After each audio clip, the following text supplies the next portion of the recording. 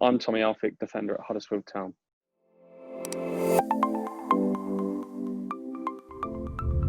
I'm Kelly Summers, and today I'm going to be speaking to Huddersfield Town defender Tommy Elphick in the first of our Pros Perspective interviews. This is the first of our Pros Perspective interviews, and it's great to have someone with such an incredible career that you have had speaking to us. So thank you for your time today. Let's start by talking about the role of a manager in your career, because, as I said, you've had an incredible career and you've worked under some really impressive ones as well. Yeah, really lucky. Gained some vast knowledge off of various managers, and not only good ones but bad ones as well. That I've not quite had success under. Been really lucky with the likes of Eddie Howe, Gus Poyet, recently. At the moment with Nicky and Danny Cowley, Nigel Atkins, Yap Stam. So I've seen plenty of managers, and I don't know, the thing that makes the good ones, sets the good ones apart, is for me their hard work and endeavour to improve everyone, and the trust that you quickly gain through their work. So, as I say, there's been plenty of experiences for me, good and bad, and I think sometimes you learn more when you're not quite getting what you want, and you've experienced the good ones. So, but as I said, the good ones are set apart, especially by their work ethic. How important is that manager-player relationship? Because it's a bit of a cliche, we hear it so often in post-match interviews, but how important is that level of respect in that relationship? Very important. I think, like you just touched on there, that the respect is a big thing, and a manager not only earning your respect, but you earning their respect as well, and then over time gaining their trust, and you gaining the manager's trust. They're the two big things that are required for a healthy relationship between a player and a manager, and give you the foundations for success. What type of manager do you think that gets the best from a player, or does it vary from player to player? I think it definitely varies from player to player, and I've seen that especially since I've left Bournemouth. For me, it is the one that puts the work in, that gives you the lead of showing you the effort and endeavour, and the required dedication it takes, and the time it takes to produce a game plan and to produce a training session. So for me, I've always revelled in the hands-on manager, the honest manager that you can see is for the squad, and not just for themselves. And the honest one as well, I suppose, when you get down to the nitty-gritty, and you might be in the manager's office, the one who's honest and straightforward with you is the one that's always got the best from me. You named some of the managers that you have worked under. Do any in particular stand out? Yeah, obviously Eddie stands out. The success that we had together, and obviously being his captain was a big thing. And as I said, we quickly gained trust and respect in each other. The work ethic he put in, everything was geared towards a Saturday. The man was a genius. Apart from Eddie, Gus Poyet, I loved working under. I think Danny and Nicky Cowley have got a huge chance at being very successful at the highest level, and probably the most underrated manager I've worked for is Nigel Atkins. Interesting. Lots of very different managers there at different stages of their career as well, potentially. Yeah, for sure. Obviously, Eddie is quite young and still probably proving himself at the top level. And again, that's probably what makes him what he is. He's never settling and always looking to improve. Gus was a relatively new manager, and I suppose so are Danny and Nicky Cowley. But Nigel Atkins, on the different scale, was I suppose a lot older than the other three, and at a stage of his career where I think he was more able to lay his cards on the table almost, with not as much to lose as the others, which is definitely why I've got a great relationship with him. Of course, the manager leads the team, but also has a team around him as well. How important are the backroom team? Very important, and I think again you find the best ones are the ones that are aligned, and they know the game plan, and they know what they're following in the manager. That's very important. You've got I have been involved with managers where different coaching staff have different agendas, not quite on the same page, probably haven't worked together as long as other backroom staff. So that varies as well. I think when the staff from even the media team to the chefs and nutritionists and the strength and conditioning know what the plan is. I think it's so much easier for the club to follow. What do you expect from backroom team members? How much support and how often do you expect them to be there? Again, it changes from manager to manager. With someone like Eddie, for example, he was very hands-on, so wanted to do a lot himself.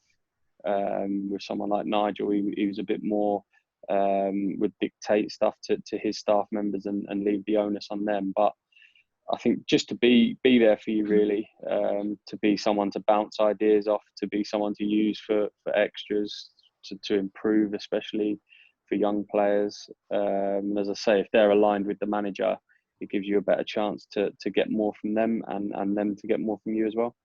Are there any backroom staff that you can specifically remember working with during your career that have particularly helped you maybe take your game to the next level? Yeah, I think probably a backroom sort of group, if you like, that was definitely punching above their weight was the one I worked with at Hull. The facilities weren't as great as maybe what they should have had for the level that they had been at. They was very inventive and forward thinking, the strength and conditioning boys especially.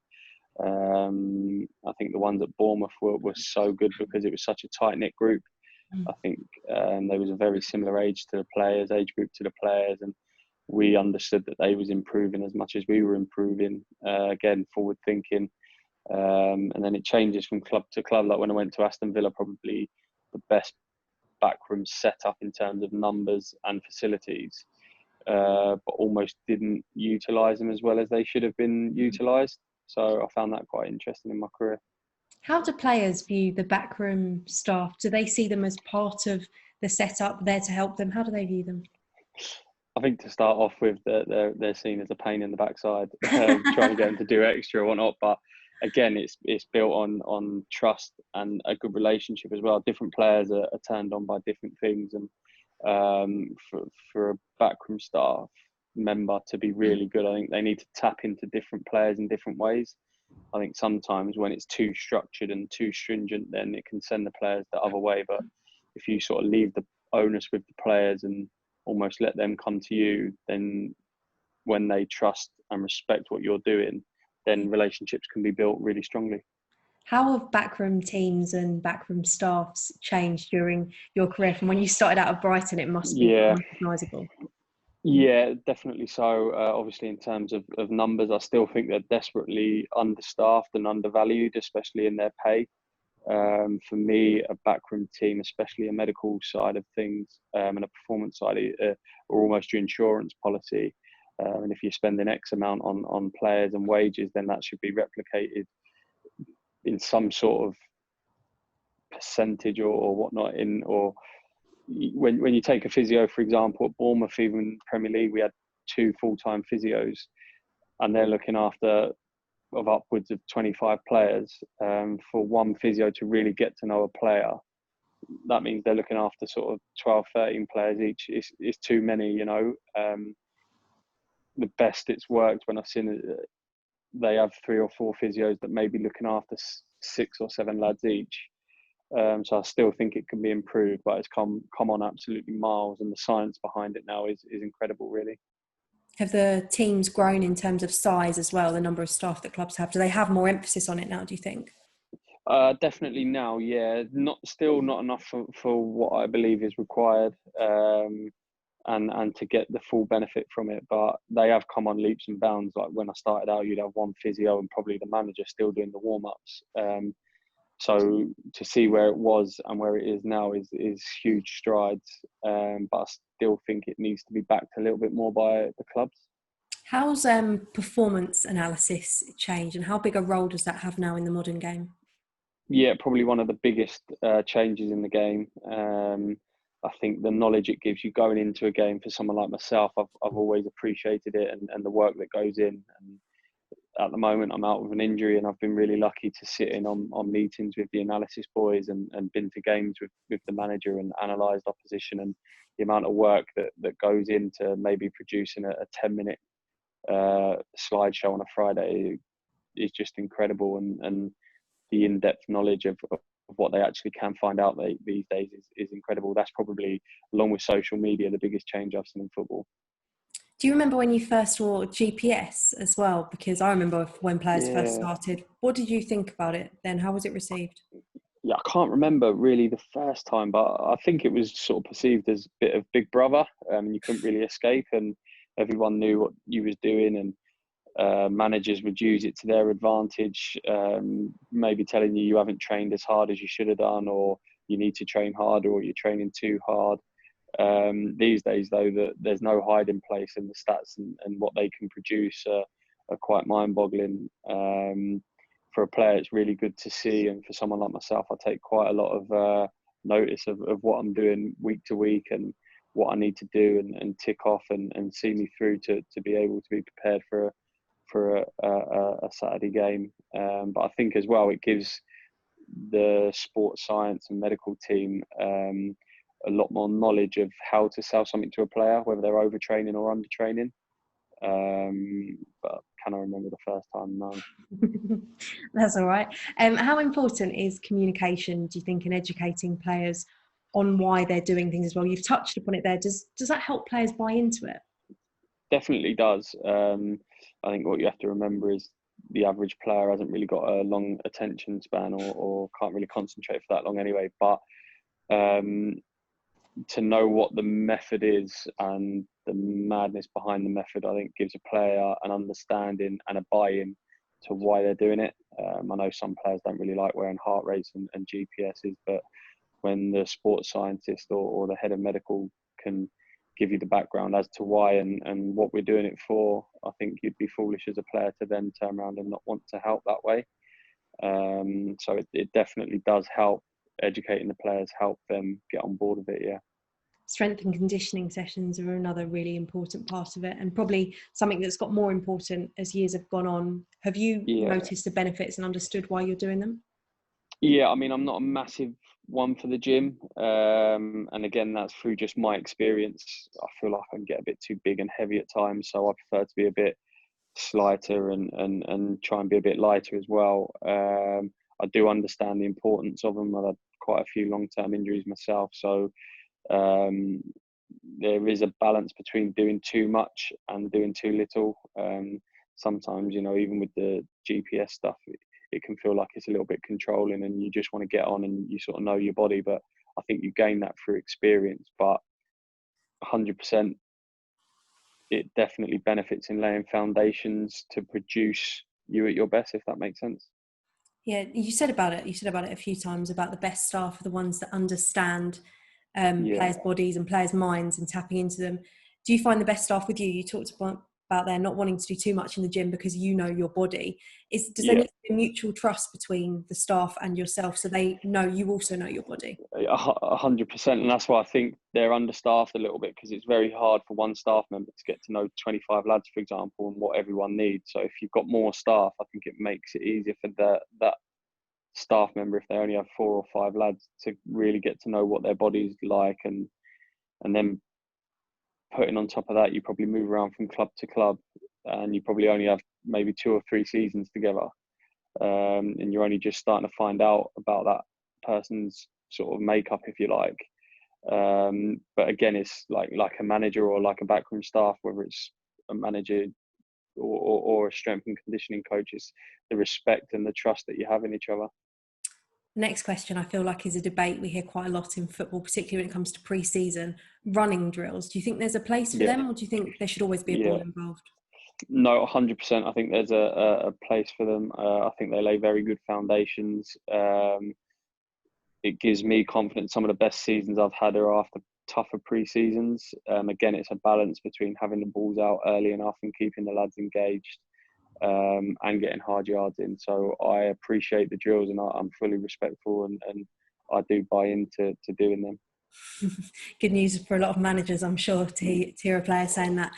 Psychology is something that's become bigger in the modern game. It feels like we hear people talking about it a lot more. How important do you think psychological support is, and has it been in your career? Yeah, again, it's horses for courses. Different lads have different pathways and different support backgrounds and networks. For me, I've had good and bad experience of it. I've had people question why I do what I do, and I'm very superstitious, and they've questioned that in the past. But again, some lads I feel require more support. I'm very lucky to have the family and friends that I have that I can bounce ideas and bounce stuff off them. Never been in a place where I've been really desperate for psychological help. There is a place for it 100%. And again, it's all built on trust and respect.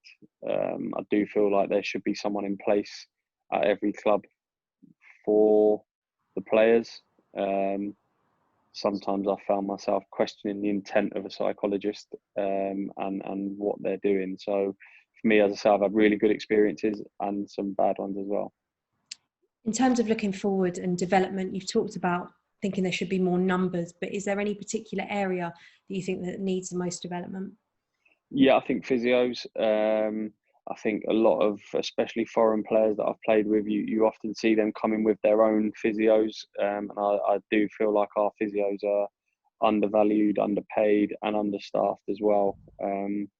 Down from probably the top 6 clubs in the country. For a physio really to get the best out of a player or a sports and conditioning guy, whether that's the GPS guy or whether that's the one taking you for your strength sessions, really you'd like to be working with a group of 4 or 5 players. Who's the best player you've ever played with? On an individual level, probably Jack Grealish. He's streets above anyone who I've ever come up against or played with. His brain and his body work in a different way to anything I've ever seen before. What about the best player you've ever played against? Or probably Cristiano Ronaldo in a pre-season friendly. Wasn't a good afternoon for us, and his mentality just set him apart, and his athleticism and his will to even win a pre-season friendly was just crazy. The best match you've ever played in during your career? Probably the one that we got promoted with Bournemouth at home against Bolton. We won 3-0. Getting to the Premier League was a big achievement. Your career highlight? Yeah, it probably would be, I suppose, the game after winning the league, ending it in a good fashion, and a 46-game season to come to such an end was a good feeling as well. And finally, we've talked about a number of things today, but if you could, you've still got a few more years left in your career yet, but if you could give a young Tommy Elphick or a young player any advice at the start of their career, what would it be? Surround yourself with good people. I think that's always the important one. Invest in yourself in terms of if you're lucky enough to get to a stage where you can invest in physios and equipment and chefs. Definitely do that, and probably stay away from social media. I think it can be a bit of a poison chalice and very tough for these young lads coming through to concentrate on what the right thing is for them and not pleasing everyone else. Tommy, thank you for giving us your thoughts. That was our No first problem. Pros Perspective.